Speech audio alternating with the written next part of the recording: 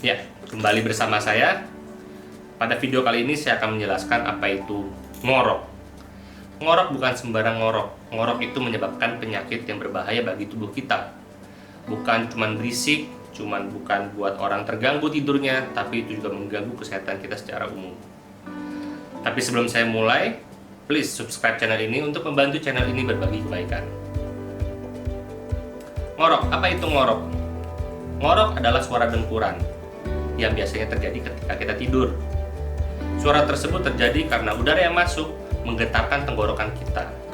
Bagian tenggorokan yang bergetar adalah bagian uvula atau langit-langit di paling belakang yang lunak. Yang kedua adalah pangkal lidah kita.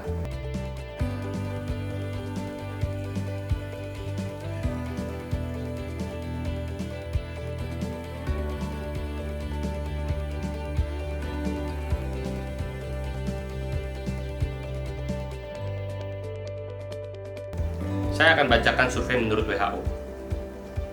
Menurut survei WHO, sekitar 86% pria dan 57% wanita yang berusia di antara 30 sampai 60 tahun itu memiliki kebiasaan ngorok.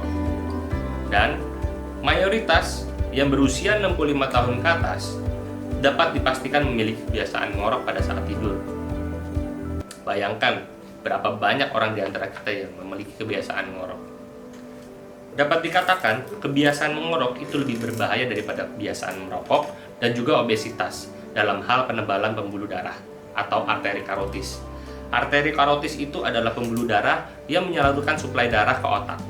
Bayangkan ketika pembuluh darah itu menebal, saluran akan menjadi lebih kecil, sehingga dapat menyebabkan resiko-resiko pertama darah tinggi, stroke, dan penyakit lainnya.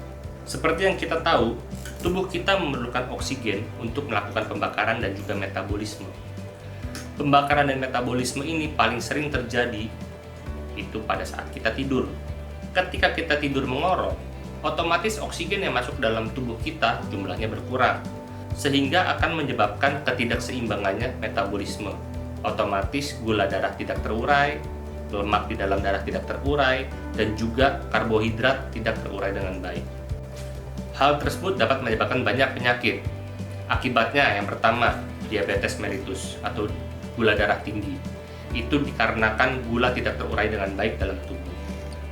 Yang kedua, penyakit-penyakit yang berhubungan dengan lemak, yaitu kolesterol, penyakit jantung, stroke, dan darah tinggi. Yang ketiga, penyakit-penyakit karena karbohidrat tidak terbakar dengan baik, yaitu kegemukan atau obesitas. Yang keempat, stres dan juga kelelahan, karena kualitas tidur tidak baik dan juga bisa menyebabkan depresi. Kasus ngorok yang berat dapat mengakibatkan yang pertama, terbangun karena tersendak. Yang kedua, sakit kepala. Yang ketiga, tenggorokan kering dan perih ketika bangun pagi. Yang keempat, mudah lelah dan mengantuk. Yang kelima, gelisah atau stres atau depresi. Yang keenam, nyeri pada dada. Yang ketujuh, mengganggu rekan tidur. Yang kedelapan, kualitas hidup menurun. Berikut ini adalah hal-hal yang memperparah ngorok. Yang pertama, konsumsi alkohol. Yang kedua, konsumsi obat penenang. Yang ketiga, bengkak pada amandel. Yang keempat, obesitas. Yang kelima, gondok. Yang keenam, alergi. Yang ketujuh, merokok. Yang kedelapan, stres. Dan yang kesembilan, karena kelelahan. Berikut saya akan memberitahu bagaimana cara mencegah ngorok atau minimal mengurangi ngorok. Yang pertama, hilangkan kebiasaan-kebiasaan buruk di atas. Yang kedua, ubahlah posisi tidur. Tidur dengan cara menyamping. Yang ketiga, kurangi berat badan atau kurangi obesitas. Yang keempat, istirahat yang cukup. Yang kelima, hindari stres. Dan yang terakhir, dapat dibuatkan alat oleh dokter gigi untuk mengurangi ngorok tersebut. Kira-kira bentuk alatnya seperti ini. Fungsi alat ini untuk memajukan posisi rahang bawah terhadap posisi rahang atas, agar posisi pangkal lidah lebih ke arah depan sehingga membuka jalur nafas. Oke, demikian video dari saya. Ingat, mengorok itu adalah penyakit yang berbahaya. Lebih baik dicegah sedini mungkin. Oke, jika ada pertanyaan, silahkan komen di bawah. Saya akan coba menjelaskan dengan baik.